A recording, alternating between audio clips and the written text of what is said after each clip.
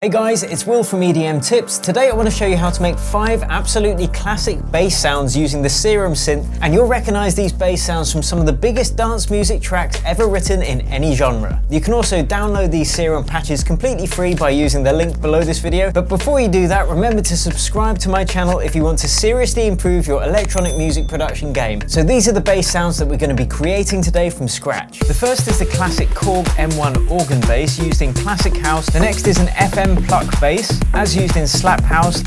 Then we've got the classic Reese bass, as used in a lot of intelligent drum and bass, but nowadays in pretty much any genre. One of the undisputed kings of dance music, the TB303, and then we'll be creating a Neuro Bass, which is much more of a modern sound. If you want to know how to make the very best techno rumble, you can click on the link that's popped up right now to take you to my tutorial on how to do that. Okay, without further ado, let's hop into the door and get it done.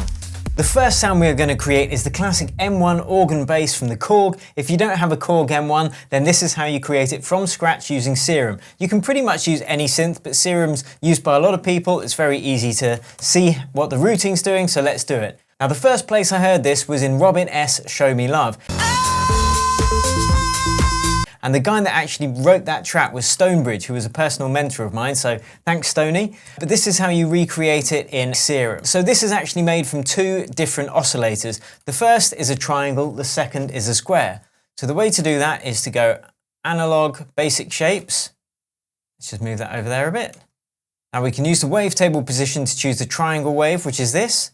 And for the second oscillator, we need to choose the same basic shapes wave and then change it till we get to square, which is here. Let's take the level down a little bit, and then we're going to increase the semitones of this square wave by 7, and that brings it to a perfect 5th above the bass note. Now let's have a listen.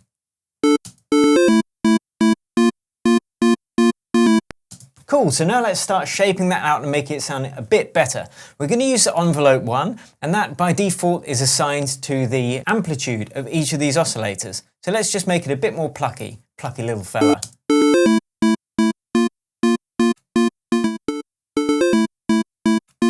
Bit of release. And make sure it's set to mono so we don't get bass notes overlapping other bass notes. We'll drop this down 2 octaves.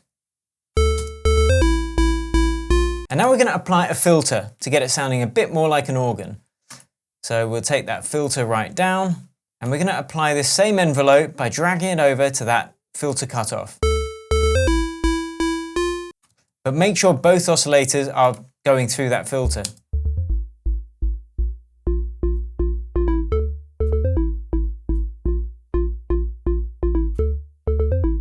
So you can see we're almost there already, and it just goes to show that it usually takes a very few steps to actually create a lot of these sounds that we hear.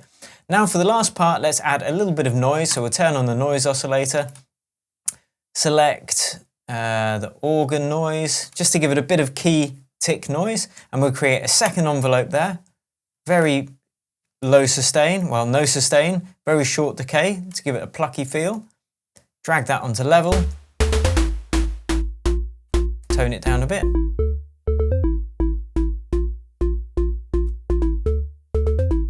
So we're already pretty much there. The next thing we're going to do is just turn on a little bit of reverb and delay that I created on an auxiliary channel, and then Bob's your uncle.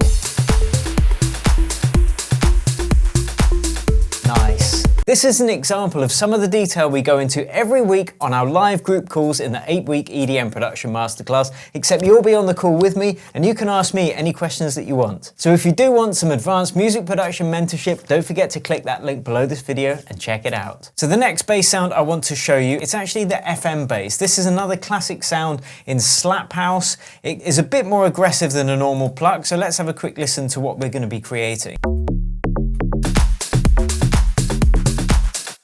And a lot of it has to do with the shape, again, of the ADSR, which is the first envelope. Let's just use a sine wave. So if we go to analog, sine wave, drop it a couple of octaves. Let's get the shape of this first. So we'll set it to mono.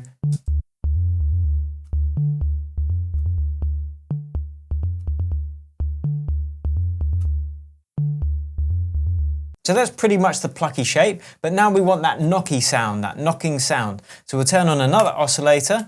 We will choose another sine wave. But what we want to do now is use frequency modulation to feed this into oscillator A.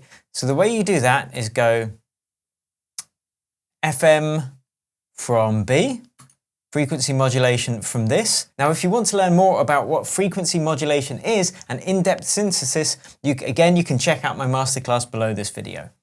So let's feed some of this in with a plucky little envelope.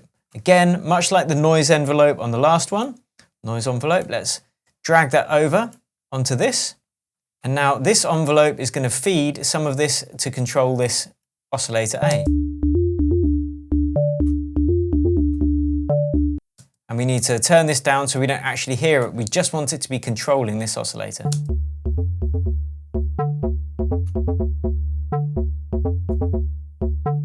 And now you can hear you've got that classic kind of FM bass sound. And you can tweak it to your taste. The more you feed in, the more kind of distorted and gnarly it sounds. And that's how you create an FM bass pluck. So the next bass we're going to create is a classic Reese bass. Now it's named after Kevin Saunderson's project in 1988, which was a techno project, which had his moniker Reese, and that's where this gets the name from, but it's also used in a lot of drum and bass. So again, we're just going to start with an initial patch in Serum, and we're going to turn it to mono, and we're going to create that rich, deep Reese bass sound. So we're just going to add some unison, some more voices, quite a few, and then we're going to detune them slightly, and it'll give us this lovely stereo width and phasing effect. Let's turn it down a couple of octaves. We can add some filter on it, take out some of the high end. And the best thing about this is it can be used for so many genres. So if you're producing some kind of melodic house, perhaps you want a Ben Burma type brassy sound, you can just add a little bit of an envelope, like this, we'll use envelope 2, to that cutoff, add a little bit of attack, a little bit of release.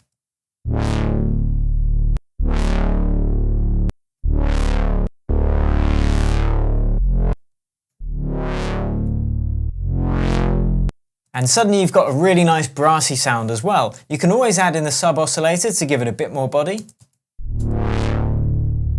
And you can add some legato as well, so it actually moves in between those notes smoothly.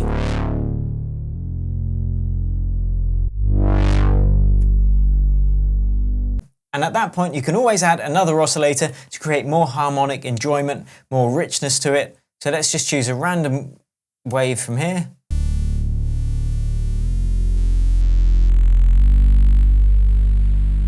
A nice, deep, rich Reese bass. And if you want to avoid running into phase issues, you can always make the low end mono.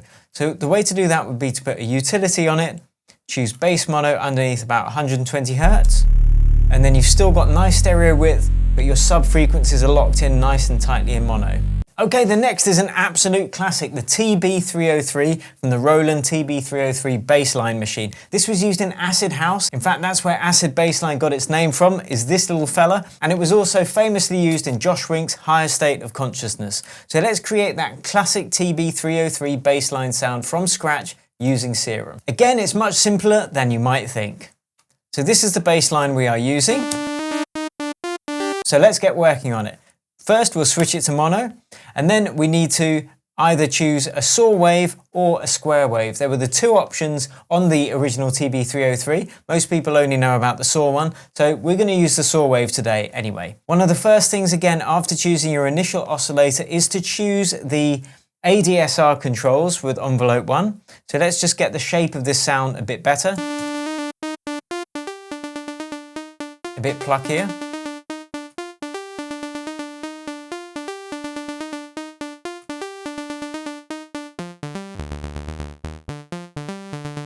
And now we need a filter, and this is going to give that lovely movement in the sound, and we can choose the same envelope as the ADSR controls if we want.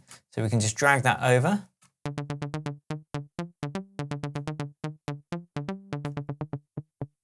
You can already hear it taking shape. Now let's add some resonance. Now to add more variation and interest, what you can do is you can adjust some of the velocities, or you can just choose to highlight particular ones. like that. Much like the original machine, because it had a step sequencer as well. So we're just going to add some random ones like this, some random velocities. And then what we're going to do is change how that velocity reacts. So we'll assign the velocity from here to the cutoff as well, and just allow that different velocities to set this to a different cutoff.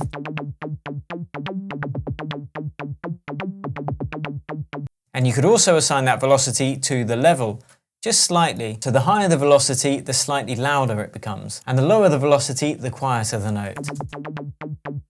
Now to get that really nice harsh sound, we're going to go into effects and we're going to add some distortion for this.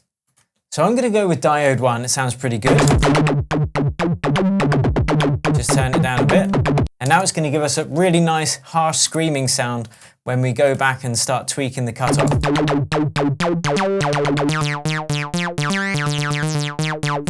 And the last thing we're going to do is add some portamento. So when you've got one note moving to another, you get a nice portamento sweep between them.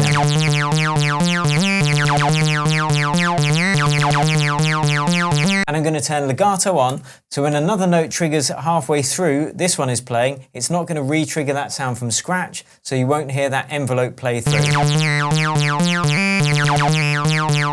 Now if you add some delay to that, you're going to get that classic trancey 303 sound.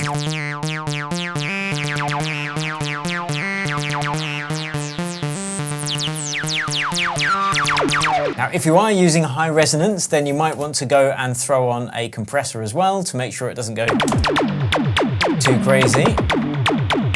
And the last type of bass I want to show you is a Neuro Bass. So let's call that Neuro Bass. And this was made popular with producers like Skrillex initially, but now it's used by producers in other genres as well. And it's got a very distinctive growling sound to it. So this is the basics of how you would create a Neuro Bass. And the key here is modulation. So you want to modulate different parameters. Now I'm not sure how this is going to turn out because I'm just kind of doing it on the fly, but let's see, shall we? So let's find a crazy wavetable first. Let's choose quite an interesting one.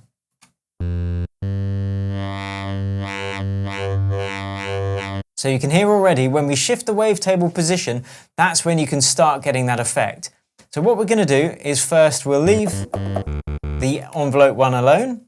So we've got a nice thick sustained bass sound. But the second one we are going to tweak slightly.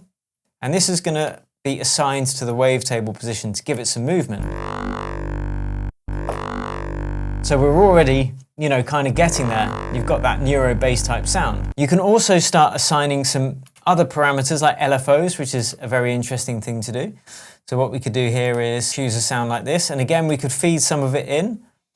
As we did with the FM bass, we can choose FM from B. And then use an LFO this time. Let's choose an interesting shape. Okay, let's try this one, a bit crazy. And we'll apply this to the FM amount. Let's make it slower. So again, we're adding more movement to that sound. Let's add some unison. And the last thing we're going to do to create this Neuro Bass sound is, well, maybe not the last thing, but one of the last things. We are going to choose a filter from here. We are going to choose a comb filter. And again, this is what's going to add some more movement. So we could assign that same envelope to the cutoff here. Tone it down a little bit. And you could even go into the effects and start automating parameters there from these LFOs and envelopes to create even more movement. Now this is pretty advanced, but I wanted to show you anyway. So let's add some distortion, get this sounding a bit bigger. So obviously there's a lot more work to do on that sound, but that's the basics of how a Neuro Bass is put together. So I really hope you've enjoyed this, guys. You can download all of these patches that I made today below this video completely free, and it was a bit of a foray into bass sound design and how you can pretty much create any bass sound with these 5 different bass techniques. If you want to seriously improve your electronic music production game with your mixing, your mastering, and everything else in between, remember to subscribe to this channel and smash like if you dig. Until next time, cheers for watching and happy producing.